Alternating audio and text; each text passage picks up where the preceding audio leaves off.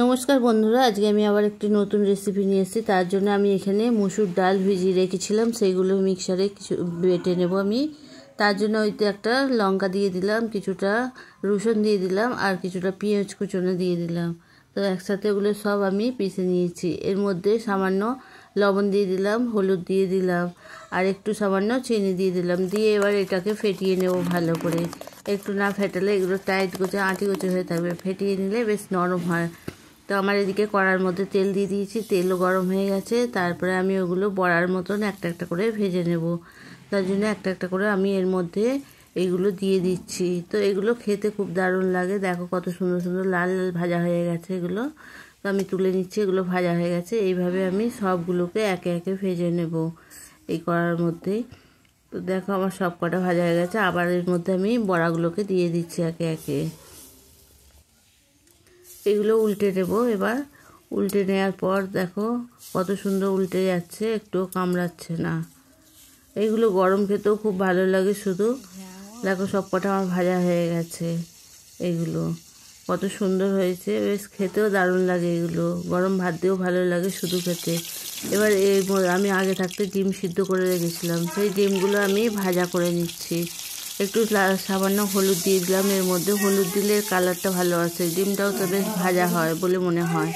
ওই জন্য একটু হলুদ গুঁড়ো দিয়ে দিলাম এর মধ্যে। আমার ডিমগুলো দেখো ভাজা হয়ে গেছে, এবার তুলেও নিয়েছি। এর মধ্যে ওই তেলের মধ্যে আমি তেজপাতা, শুকনো লঙ্কা, 5 ফোড়ন আর গোটা গরম মশলা দিয়ে দিলাম কিছুটা। দিয়ে এবার এর মধ্যে একটু ভেজে নেব। নিয়ে এর মধ্যে এবার আমি আলুগুলোকে দিয়ে দেবো। আলুগুলো কেটে রেখেছিলাম আর একটা ধুয়ে। তো আমার আলুগুলো দিয়ে দিয়েছি। আলুগুলো একটু ভাজা হলে ওর মধ্যে এবার পেঁয়াজগুলো দিয়ে দিলাম। পেঁয়াজগুলো ভালো করে নাড়াচাড়া করে ভালো করে ভাজা করে নেব। দেখো পেঁয়াজগুলো আমার যথেষ্ট ভাজা হয়ে গেছে। এবার এর মধ্যে আমি টমেটো দিয়ে দিলাম। টমেটো দিয়ে পর আবার এগুলোকে একটু ভেজে নেব। নিয়ে এবার এর মধ্যে আদা রসুন পেস্ট করাটা দিয়ে দিলাম। আদা রসুনটা দিয়ে এবার একটু কষে নেব ভালো করে। কষে নিয়ে ওর মধ্যে লবণ দিয়ে দিলাম, হলুদ দিয়ে দিলাম, আর সামান্য জিরে গুঁড়োও দিয়ে দিলাম। এবার ধনে গুঁড়ো একটু দিয়ে দিলাম। দিয়ে স্বাদ মতন মিষ্টি দিয়ে দিলাম। দিয়ে আবার কষে নিলাম ওগুলোকে ভালো করে। কষে নিয়ে অনেকক্ষণ বেশ কষতে হবে। এগুলো একটু ভালো করে কষার পর আমি ওর মধ্যে জল ঢেলে দিলাম।